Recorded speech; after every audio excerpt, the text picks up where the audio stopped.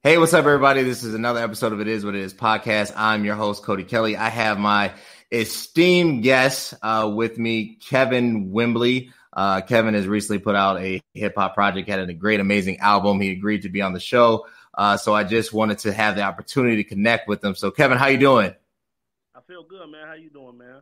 I'm doing well, man, in the midst of everything and kind of this new world, this post-COVID-19 world. You know, I can't complain. God's been good. I wanted to connect with you, man, because you went through, this entrepreneurial route, right? And really starting your own label. And then I remember you made the status, hey, look, I started my own label. Y'all come support. And then the bottom fell out. Literally, it was like the next day, everything got shut down. So how did you go from having your career, deciding to really put your chips all in, and then where you are now? My label on Valentine's Day. Can you hear me? Yeah. Okay. I started my label on Valentine's Day. Well, the day before Valentine's Day. And then I dropped a music video on Valentine's Day. And literally 2 weeks later, the whole world shut down. So for me, what I did was planning to do for March ended up getting pushed back to what's about to happen in June. I actually just finished my second project, but starting the label, a lot of people think that I did it because like I want to sign people and stuff like that. That's gonna come later. Like I've been putting thousands of dollars into my music for a long time, and people don't understand. Like when you're independent, even like let's say I put out one song with a music video. The beat is probably because I buy exclusive rights to everything that I put out because if it blows up, I don't want to be sued. So a lot of people just find stuff YouTube and start rapping, or they'll find a producer, their friend or something, and get a beat and start rapping. Sometimes I have dudes who will send me beats, but for me, for starting the label for a business, because now all the money that I put into my music, gas to drive to the video, studio time, beats, videos, all of that. It goes as copyright. So now when I do my taxes coming on the beginning of next year, all of that stuff I'll finally get back. I've never got money back. I have before because 40,000 people streamed my first project. I was excited about that. You know what I mean? I got some money off of that, but I never had my business intact. That was my real reason for starting. And now as I build this brand and build the brand of high quality music, then I'll focus signing other people. But when COVID happened, everything just got pushed back. I mean, I knew the world was on hold. Just because the world on hold, that don't make you stop working. You know what I mean? It's just like even if you had a job, a desk job, they're going to send you home. You're still going to work, though. And once the world opens back up, you're going to come back. So it's the same thing with us. Like when you're doing music, a lot of live shows you can do, concerts do, but I'm sure every artist has still been making music. Some people had to just go the digital route now and start putting out stuff digitally. One thing I realized about music, though, like in 2020, people want to buy into you. Like in music, people are buying into you, your personality, everything. So when you drop music, they'll pay attention. If they don't know you, they're not going to be invested. You know what I mean? So as long as people are seeing me, whether that's on in person doing the show, which it hasn't been since COVID, I've been put up, or on the internet, people are still seeing me. If you log into your Instagram, your Twitter, your Facebook, and you seeing KC Wembley, whatever, you're still seeing my name, which is still promoting me. So when I drop music, it'll still be in front of you. Well said, well said. So, and you touched on it, really having that personal connection with your audience really being your selling point. But how did you get there? I know you, maybe people on the show, people are watching, streaming, may not know your background. Right. You and me both grew up in the Grand Old Church, and that has been an interesting development. How did you go from, being involved in the first family to this ministry-led family to now, really pushing something that 20 years ago we would have been brought to the altar for? And it's not that it was right or wrong. It's just a lot of ignorance that has happened, right? So tell me about that evolution. Yeah, for me, it was a lot of mental bondages I had to break myself. Not break myself, but it took time. You know what I mean? You know how we grew up. And I still respect and believe the way that we grew up. I think a lot changed for me. Like I was so sheltered and bossed in, me and you going, how it feels like convocation week, 7 services in 1 week. A lot of people don't understand that, you know what I mean? I grew up playing the drums. My brother is deeply invested in church, still to this day. For me, when I went away to college, it kind of opened my brain. Like I've always been interested in music, you know what I mean? I wasn't allowed to listen to hip hop in my household. I started sneaking and doing it my senior year of high school. So I'm in my mom's house. I'll be listening to is Ty Tribbett and Kirk Franklin, and that's all I know. You know what I'm saying? Fred Hammond. And then I started looking up stuff on. Now, obviously, I heard the worldwide songs, like the big songs, the big hip hop songs that you can't escape whether you listen to hip hop or not. But I started getting invested because I used to growing up on the West Side. Like a lot of times, I know you know this, but a lot of people don't know. Like growing up on the West Side, I always used to rap, but it always used to be like this gospel or something funny. You know what I'm saying? I never thought about taking rap seriously. Like, I went and got my whole master's degree before I started on label. You know what I mean? Like, in my head, it was kind of like I would never do this seriously. It would always be fun. You know what I mean? Because when I'm looking at hip hop, it's like one thing about me, I don't lie. I do my best to be as pure as possible myself. You know what I'm saying? So when I'm seeing people with colorful dreads and face tattoos, and I'm thinking that that's the direction of hip hop, but it's not. Hip hop is really two-sided, and everybody who is really themselves, the people that I look to are themselves. You get your people like Kendrick Lamar, like Chance the Rapper, J. Cole, Drake. Those dudes are not fades, and they're not like hood rappers either. They're just themselves, and they're huge. They're the ones who are actually the face of hip hop. Right. You know what I mean? So you actually have to look deeper, and you got to realize that the world has 7 billion people in it, and with technology and everything today, could connect directly to your audience. You know what I'm saying? Whether that's 500 people or 500 million people, it's still an audience. And the biggest way to promote music now is still word of mouth. You share a video. I've dropped videos that did 10,000 views just off the fact of 400 people sharing it. You know what I'm saying? So it's like, I understand, for me, it was more so of, if I'm going to do this, I'm going to do it and really be myself. And I knew a lot of things I wasn't showing who I really was to my family out of respect. You know what I'm saying? Because I would never disrespect them. So when I come back home and they see I got earrings and they see that I'm tatted and they see that, you know what I'm saying? They know that I'm changing, but we're not having these conversations. You know what I'm saying? But I just decided that I'm going to be myself and do me. And I know how we was grew up, and people, even with this next project, a lot of people see, church has always been part of my life. You know what I'm saying? So that's a part of my story that I'm not hiding. Right. But it's just not church people realizing that's not the only part of my story. You know what I'm saying? There's a lot of things that's happened in my life, a lot of things that's changed me, a lot of things that made me who I am.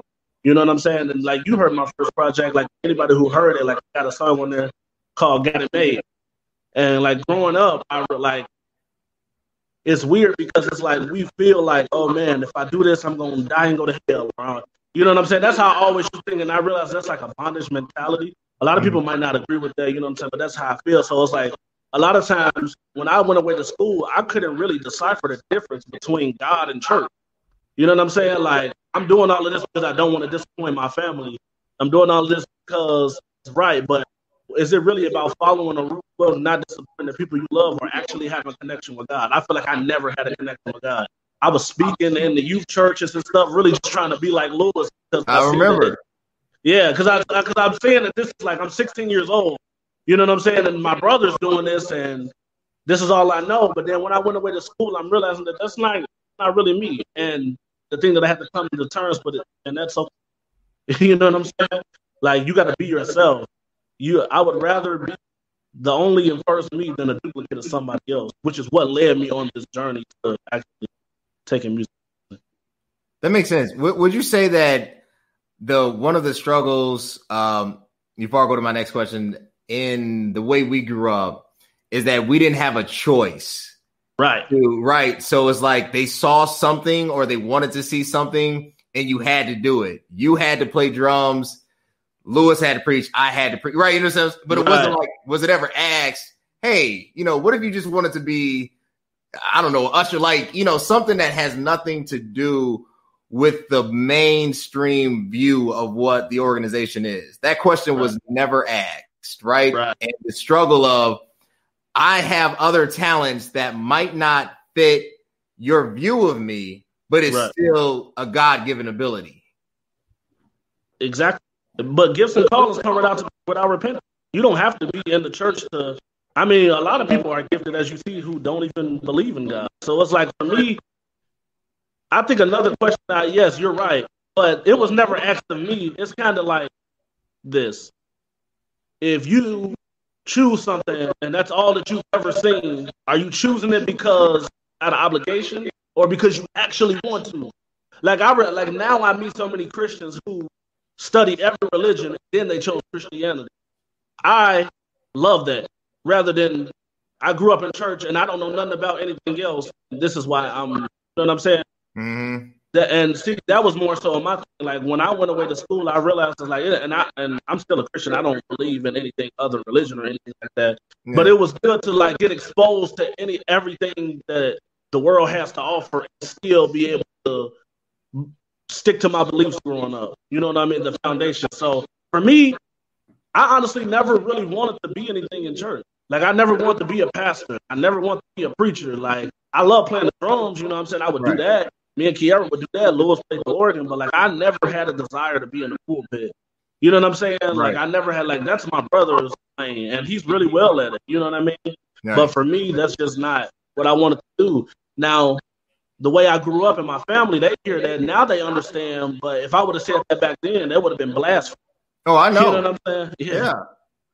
I know for myself, the struggle with, hey, just because I'm good at it doesn't necessarily mean I'm called to do it. Right. And just because, my grandfather might do this, we might be both light-skinned and bald, but Cody Kelly is a completely different animal, right.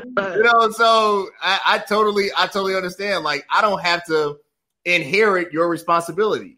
Right. That's completely you at the end of the day. My faith, I'm still there. I still believe, I still love, I'll still serve, but there's a completely different area that I'm trying to reach with God being still in my focus and worship. Like this. Yeah. Like, you know what I'm saying? What you're doing right now. Like, even like, I know you're really heavy into politics too, right? Yeah. Growing up, I mean, church and politics might go hand in hand a little bit, but it's like, there's other avenues that you can reach outside of the four walls. Some people call to preach, some people call to teach, some people call not to do anything, but you're still going to reach the amount of people that you're supposed to reach, being yourself and doing what you feel like. Let me tell you something. I didn't reach so many people through music, and that's not even trying to cap on live. Like, so many people, one thing I don't do is I know in hip hop that's a big thing to like fake it until you make it. Me, I wanted my stuff to be organic. Mm-hmm. You know what I mean? I wanted to drop something and people connect to it and reach out to me. I'm not the type of person, like, as you can see on my social media, I don't post music 24/7 because here's the thing. If you make it quality and you post it, people are listening. You know what I'm saying? You don't have to drop something every week and tag 100 people and for them to know that you're serious about music. If anything, you're going to annoy people, like, for the most part. Like, for me, it's just like, okay, focus on the product. And my thing that I'm focusing now is marketing. You know what I'm saying? And sometimes a lot of marketing takes you to keep reposting. But that's one thing I'm realizing as I'm like studying marketing, things like that. But I feel like if you make the product quality, which is why I tried to call myself, which is why I did brand myself as high quality music. Like, when you post it, it's going to promote itself. Yeah. You know what I mean? Definitely. Let's shift focus. Hip hop, right? Mm-hmm. So, we grew up, I've always been a fan of hip hop. First hip hop album was actually Missy Elliott, The Real World, 1997. My brother got Ready to Die by Biggie and Tupac. So he had the two albums I was going to purchase. Wow. So I bought this. My mother found out we bought it because, my dad didn't care, but my mother found out we bought it, threw our hip hop albums out the window. But I've loved hip hop forever, right? Right. But the sound has changed, right? And when you think of what's going on, you think of the Ahmaud Arbery's, you think of the George Floyds, you think of just mass police brutality and hunting of just black people, whether it's Breonna Taylor or whoever. What is the sound of hip hop now, right? Because bling bling it's not that it's not a great song. It's just, it doesn't fit what the current state of the world is. What is that future sound of hip hop? Right. I think now people always say social media. I think it kind of made the world flat because now what's going on in Alaska, you can see it right from your cell phone.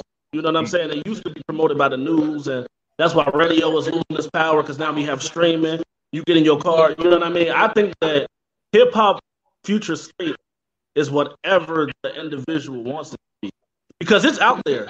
You know what I'm saying? Like, people have always made music that wasn't about what's going on. You know what I'm saying? But the thing is, back in the 90s and the early 2000s, music actually had purpose. Music actually had a message in it. You know what I mean? And now there are just as many artists who still making music with messages. It's just the industry isn't only promoting BS because it's an agenda behind that if you act. But I think the future of hip hop, like I don't expect any of these current rappers to really talk about what's going on right now. You know what I'm saying? I don't really expect a rapper like, I mean, there's still a few, but the majority mass rappers, a lot of people like this, the microwave generation.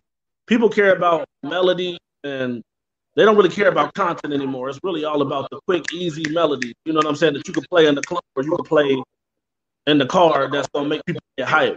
It's like people only focus on one emotion and that's turned up right now when you have hundreds of emotions that you can make music. You know what I'm saying? So I think the future of hip hop is whatever the individual wants it to be, but you just got to do some searching. Now, I think that on the mainstream level, I think that the agenda they're going to keep pushing is making the kids younger and younger and dumber. You know what I'm saying? Promoting a lot of promethazine and things like that. But I think another discrepancy of hip hop is like, even like I don't know nobody who's under 25 that's a J. Cole fan. Now, imagine, J. Cole is like 35 now. Right. Now, I was getting into hip hop when I was late teens. J. Cole was like 27, 28. You know what I mean? It was about 5 years ago. I'm 27. So we love him. You know what I'm saying? Like 95% of his fan base are 25 and up. It's like us. You know what I'm saying? Yeah. But a lot of times the hip hop people always say, you know what I'm saying? The youth run the hip hop. And I kind of disagree with that because they act like just because there's a new wave, the people who still love J. Cole aren't still here. We're still listening to hip hop. We're just older now. You know what I mean? So people usually focus on that like 15 to 23, 24 range. But forget about us 25 to 35 range. Like we're not still hundreds of millions of people. You can still reach your audience. You just have to be intentional with the branding. So I think that for the future of mainstream hip hop, they're still going to focus on those 16 to 21-year-olds because they know whatever they tell them on the radio they're going to do is going to raise the crime rate. People are not going to have no identity. People are going to start just doing whatever. Like, as you can see, the times currently change, and you can always see how the youth adapt to it. You know what I mean? And it's because they don't have no guidance. Us, 25 and up, we're like, and I'm not saying people under 25 don't have guidance, but I'm saying the majority of the people, like when you're a teenager, you're following the trends. Us, that's grown men, we create the trends, and we create whatever trends we're going to follow, and we don't follow trends. You know what I'm saying? We do whatever we want to do. Like you're married, you have a, you know what I'm saying? You're not going to probably listen to NBA Youngboy because his content is not going to relate to what you're going through in your life. Right. You know what I'm saying? Like I saw this thing going around. It was comparing NBA Youngboy to Jordan Lucas. And for me, it's like, it's all about the content. NBA Youngboy is going to sing bigger because he's going to relate to the what's going on, like a whole bunch of good dudes killing people, doing stupid stuff. That's his crowd. You know what I'm saying? Jordan Lucas is more thought out, more clever. A lot of people can relate to that. A lot. You're going to find older people who actually have sense and listening to the content and care about what you're saying. You know what I'm saying? That's going to listen to him. So I think the future of hip hop mainstream is going to continue to decline. That's what I personally. But I think that if you really love music, there's hundreds and thousands of artists who are speaking what can relate to you, and it's up to you to find it. That's true. That's true. Talk to me about the real process of entrepreneurship.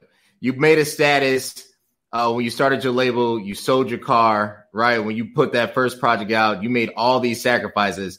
How many correct the people that they think that all you got to do is make one cool TikTok video, blow up and you got a Made in the Shade. Tell us about that real entrepreneurial grind every single day. Yeah, and that's a great question, because a lot of people care about going viral, but it's not intentional. Like, this is how I look at it.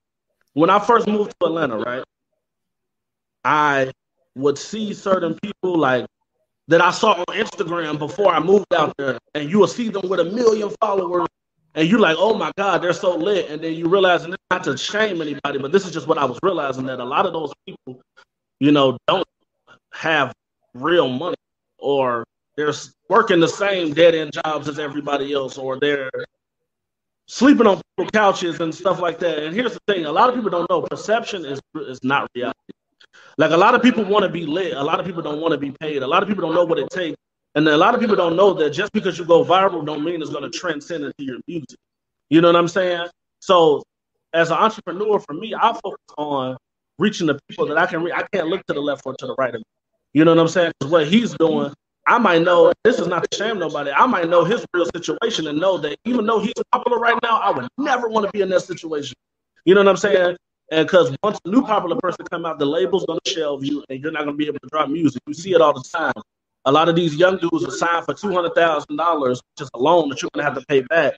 You know what I'm saying? And then next thing you know, they're worldwide famous. They're huge. They can't get out of their deal. They can't make music that they want to make. They got to make music that the label tells them to make, because the label is going to have people make music about what's going on, the trend. You know what I'm saying? So for me, I don't look at people in hip hop like, man, I wish I was there. I wish I know. I'm reaching people that I'm supposed to reach, and I'm exactly where I'm supposed to be. Like, I feel like being an entrepreneur, people don't understand that on the back end, it takes so much sacrifice. Like, definitely as an independent artist, if you're doing it right. Like, for me, I went and got a brand new car. I was paying $500 a month, and on top of that, $1,000 of rent. I mean, thankfully, I had my master's degree, and I was making really good money in my field of study that I went to school for. And I can only imagine people who aren't doing that, you know what I'm saying? But a lot of my money was going to stuff that wasn't promoting my music. Like, when I'm getting my check, I have to pay rent, I have to do this, I have to do this. Like, even the grind I'm on right now, I found a side job. And when I first seen it, I did it in college, and I'm like, man, this only pays $15 an hour. But then I had to realize there's no cap on overtime, and $15 an hour after 40, $22 an hour.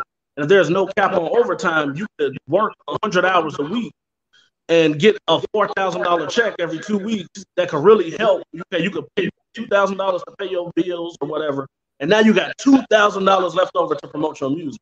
And you don't have to do 200 hours every 2 weeks, but you can do what you need to do to get to where you need to be. People don't realize it takes so much money. If I put out one video, I've spent over $1,000, $300 for the beat, $300, $400 for the exclusive rights for the beat, $200 for studio time, mixing and mastering and all that stuff. And one music video is always between $500 and $700, just for me to put something out there for people to see if they like it or not. You know what I'm saying? Like, people don't understand, like, you're going to have to continuously put thousands of dollars into yourself. You know what I'm saying? It's not about making a TikTok video. You can do that too. That's the market. You know what I'm saying? That's what you want to do, but make sure you have your brand intact. You're actually doing what you're supposed to do to push it. Like, intentional steps forward. It's not about steps forward. It's not about taking steps if it's to the left or to the right. It's about intentional steps forward. That's how I look. Because if I get on somebody's social media and they doing TikTok, and then they drop some music, I might pay attention for the first time. But here's the thing: you can market all you want to. If the music isn't quality, people aren't gonna. You know what I mean? No, that makes sense. Intentional steps. I know. You hit on it. People don't realize even this platform isn't free, right? We put so much energy and resource into providing something on the hope that you gravitate towards it, right? And then we don't see a return for years, but I'm glad you hit on it. Well, look, I appreciate it.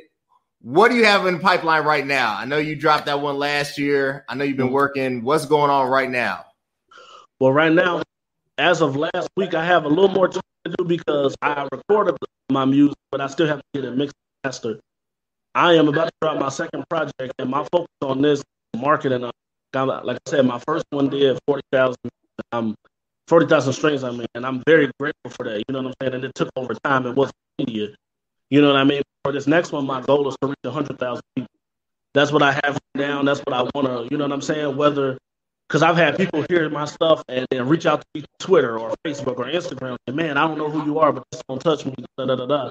And I'm really thankful about that. But a lot of my support comes from the people who either knew me on this path, such as yourself, as I've grown up, who I've met, or people over the internet or whatever. But right now I haven't worked my second project about to drop, and I'm going to focus on promoting that. And I took my time with this one to really dig in to reach like my target audience that I really wanted to reach. Like my first project, I feel like that was a test run of like, I was going through a lot of stuff in Atlanta. I had sold everything, moved out there, was sleeping on the floor. I was living with TJ my first 8 weeks. I mean, we both TJ.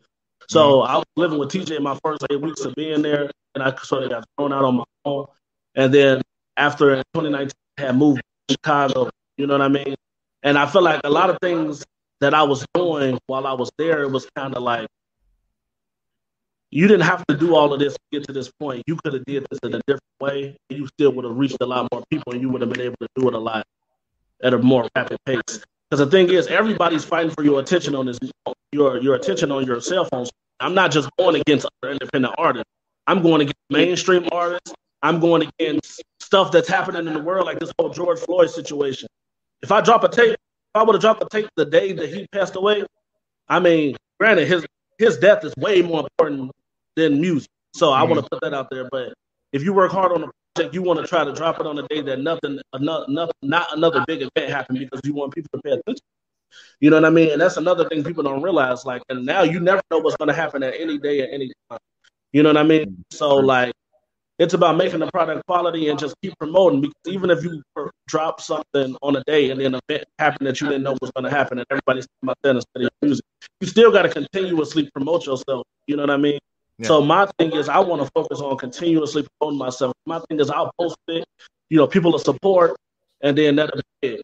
I want to continuously support, because even if I post the same song that got 10,000 views last year, that's only 10,000 people. It's 7 billion people in the world. So there's still a lot of people that's new music. You know what I mean? So I want to focus more on the marketing side, but my goal is to push the second project. That makes sense. You hit on it. I know I got 2 questions. I got a couple more minutes left. You're a black man. I'm a black man. George Floyd. How do you feel? Right? Like obviously you're not speaking for all black people. I don't think anybody can have that type of power and that influence that I can speak for everybody. But speak for yourself. How do you feel? Man, I'm outraged by it. You know what I'm saying? But my whole thing is, this is how I view it. What Minneapolis is doing right now, you know what I'm saying? Like when I first got, like, I'm an alpha. Martin Luther King was an alpha. And he promoted peace. The way I grew up, I promoted peace. Honestly, the same thing keeps happening. You see a black man get killed, we'll protest, and then we'll disappear. And then a year later, it'll happen again, we're mad again. And a year later, it'll happen again, we're mad again. But when is it going to actually change? And I'm so pissed off by this. I am agreeing with what Minneapolis is doing right now. I don't agree with the whole looting and burning down schools and stuff like that. But you got to make the people in authority feel you. You know what I'm saying? We all saw the video. He put his knee on his neck, and the man died. He telling you that he can't breathe. All you had to do was move. He could have stayed on the floor. All you had to do was take your knee off his neck, and he'll still be alive, and nobody would be riding right now. You have a lot of racist people in high power, you know what I mean? And a lot of things that they're doing are intentional. You know what I'm saying? So it had me pissed off. Just like everybody, I shed some tears. You know what I'm saying? But my whole thing is like, this is 2020. Trayvon Martin died when? 2012? 2012, 2013, yeah. Okay, yeah. 2012, 2013, and George Zimmerman is still alive today. Right. That's what, stuff like that pisses me off. Even if the cop loses his job, probably not going to die. You know what I'm saying? So it's like... Right. And gets to keep your pension. Yeah. You know what I'm saying? Yeah. You still keep your pension. You probably was going to retire in the next year anyway. Right. You know what I'm saying? So now this man's life is gone, and all you're going to do is get to retire a year early? That sounds like a privilege to me. You know what I'm saying? I feel like you got to make them feel it. You got to make them... I don't know, bro. It's hard for me. I don't want to get on social media and promote violence, because that's not who I am in my heart. But it's like, what do you do? Do we just protest and then next thing you know, another man who's watching this situation right now dies next year the same exact way, and we're outraged again? Like, no, I feel like you take one of ours. Way Minneapolis is going. It's like we got to take some of y'all, and I don't want to promote that, but I feel like that is the only way. Like, I feel like I'm agreeing more with Malcolm than Martin at this point, and it's probably because of outrage, to be honest. Yeah, because I'm upset. Story of OJ, man. I mean, no matter what we do, what did Jay-Z say? So yeah, it's just the facts. I mean, it doesn't matter. Our blackness is a problem, you know. So, but look, I appreciate you. Where can people connect with you? Where can they find you? Where can they get your album? Yeah, everywhere. So if you stream through Tidal, Apple Music, YouTube, iTunes, everywhere. All you got to do is type in KC and then last name Wimberly. So KC is the first name, the letter K, the letter C, space, and then Wimberly. Wimbley. And that you can find me there on all social medias too. Everything's the same everywhere. So. All right. Well, Kevin, I appreciate it. Y'all connect with Kevin, get his album. He's about to drop the second one. The first one was amazing all the way through. But I appreciate you being on the podcast, brother. Love you, man. Until then, I love you too, man. All right.